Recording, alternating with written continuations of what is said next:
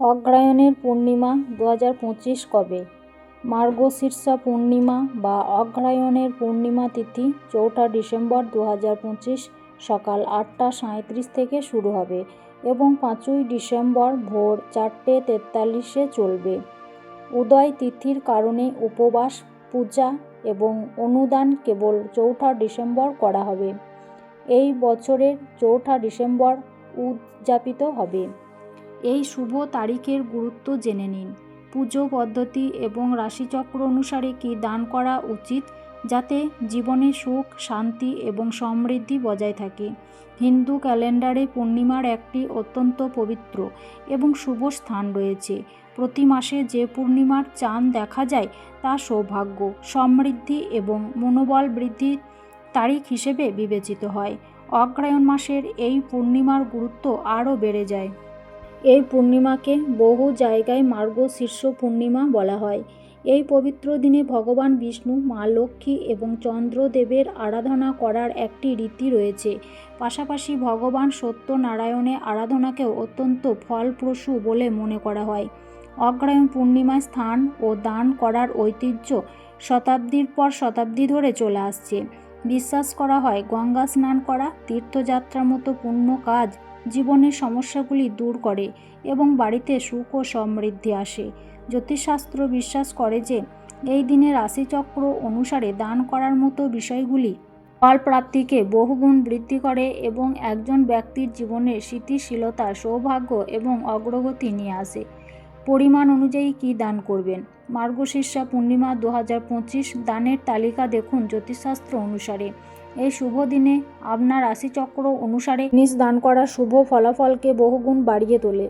অগ্রহায়ণের পূর্ণিমায় কোন রাশিচক্রে কী দান করা শুভ তা দেখুন। মেষ, লাল পোশাক। বৃষ, সাদা রঙের কিছু জিনিস। মিথুন, সবুজ পোশাক। কর্কট, উলের পোশাক। সিংহ, লাল চন্দন কাঠ। কন্যা, ডাল। তুলা রাশি, চাল। বৃশ্চিক রাশি, গুড়। ধনু রাশি, হলুদ। মকর, কালো তিল। কুম্ভ, কালো বিউল। মীন, ফল জাতীয় কিছু। হিন্দু ধর্মে পূর্ণিমার বিশেষ তাৎপর্য রয়েছে। মার্গশীর্ষ মাসের পূর্ণিমা বা অগ্রহায়ণ মাসের পূর্ণিমা অত্যন্ত শুভ বলে মনে করা হয়। এই দিনে সকালে স্নান, উপবাস ও দান অত্যন্ত গুরুত্বপূর্ণ। যখন রাতে দেবী লক্ষ্মী ও চন্দ্রের পুজো করা হয়। অগ্রহায়ণ মাসের শুরু পক্ষের পূর্ণিমার দিন কবে পড়েছে? এবার অগ্রহায়ণ মাসের পূর্ণিমা রবি যোগের একটি সংমিশ্রণ রয়েছে, যদিও ভদ্র একই দিনে থাকবে বলে জ্যোতিষ গণনার অনুমান। আসুন জেনে নিই অগ্রহায়ণ মাসের পূর্ণিমা 2025-এর সঠিক তারিখ, পুজো পদ্ধতি এবং শুভ সময়। অগ্রহায়ণ মাসের পূর্ণিমা তারিখ পঞ্জিকা অনুসারে পূর্ণিমা তিথি বৃহস্পতিবার 4 ডিসেম্বর 2025 সকাল 8:37 শুরু হবে এবং শুক্রবার 5 ডিসেম্বর ভোর 4:43 অবধি চলবে। এই বছর মার্গশীর্ষা পূর্ণিমা 4 ডিসেম্বর পড়েছে। মার্গশীর্ষা পূর্ণিমার দিন রবি যোগ তৈরি করা হবে।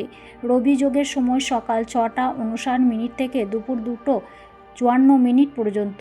এই যোগে স্নান করলে পাপ কেটে পুণ্য বৃদ্ধি পায় বলে বিশ্বাস করা হয়। স্নান, দান এবং শুভ সময়। অগ্রহায়ণ পূর্ণিমা স্নান দানের শুভ সময় সকাল 8:38 থেকে সারাদিন স্নান এবং দানের সময় থাকবে। গোসলের পর খাবার, জামাকাপড়, কম্বল বা সামর্থ্য অনুযায়ী দান করুন। ব্রহ্ম মুহূর্ত হল ভোর 5:10 থেকে ভোর 6:04। অভিজিৎ মুহূর্ত সকাল 11:50 থেকে দুপুর 12:32। নিশীথ পুজোর সময় রাত 11:45 থেকে 12:39 পর্যন্ত। পূর্ণিমা রাতে বিকেল 4:35টায় চন্দ্রোদয়ের সময়। প্রদোষের সময় পূর্ণিমার দিন দেবী লক্ষ্মীর পুজো করা হয়। সূর্যাস্তের কিছুক্ষণ আগে প্রদোষকাল শুরু হবে। একই সময়ে দেবী লক্ষ্মীর পুজো সবচেয়ে শুভ বলে মনে করা হয়। এই দিনে ভদ্র থাকবে বলে মত। ভদ্র সকাল 8:37 থেকে সন্ধ্যা 6:40 পর্যন্ত। যাই হোক, ভদ্র স্বর্গীয় রাজ্য থাকবে, তাই এর থেকে কোনো অশুভ প্রভাব বিবেচনা করা হয় না। রাহুকাল দুপুর 1:29 থেকে 2:48 পর্যন্ত থাকবে। মার্গশীর্ষ পূর্ণিমা তাৎপর্য: এই দিনে স্নান, দান এবং লক্ষ্মী পুজো করা সম্পদ, সুখ এবং মানসিক শান্তি নিয়ে আসে। চাঁদকে অর্ঘ্য নিবেদন করলে চন্দ্রদোষ শান্ত হয় এবং মন শক্তিশালী হয়। বাড়িতে সত্যনারায়ণ পুজোও করা হয়ে থাকে।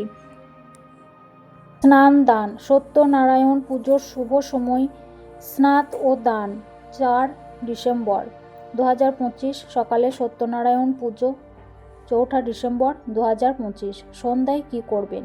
পবিত্র স্নান। 4 ডিসেম্বর সকালে পবিত্র নদীতে স্নান করুন। উপবাস। দিনটি উপবাস রেখে নিষ্ঠা সহকারে পালন করুন। দান। গরিব ও অভাবী মানুষকে দান করুন।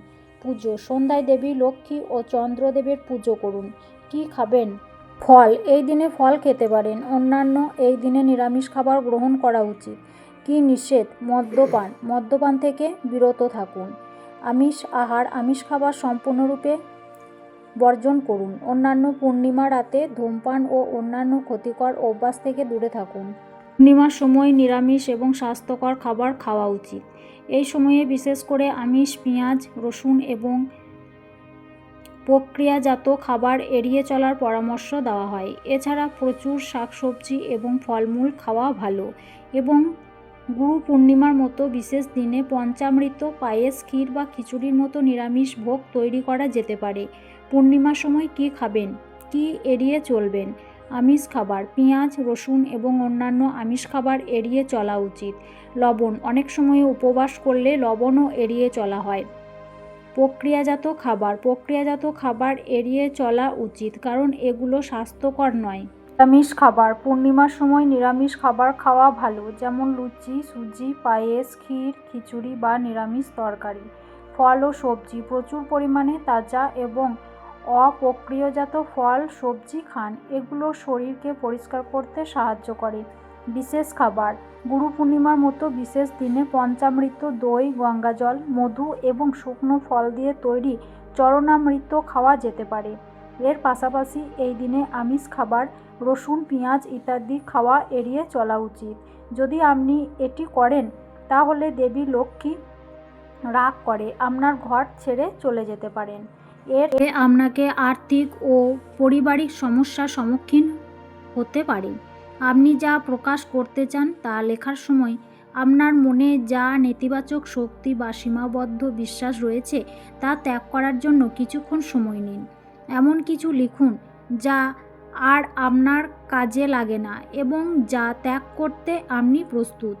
অবশ্যই তোমার কান্নাকাটি করা উচিত নয়। নেতিবাচক চিন্তাভাবনা নিয়ে ভাবা উচিত নয়। অভিযোগ করা এড়িয়ে চলা উচিত এবং প্রতিটি নেতিবাচক চিন্তা দূরে রাখা উচিত। নেতিবাচকতার উপর মনোনিবেশ করা এবং এটি তৈরি করা যার অর্থ এটি সম্পর্কে কথা বলা। পূর্ণিমার অতি দ্রুততার সময় তোমার আভা ক্ষেত্রকে ধ্বংস করে দেয়।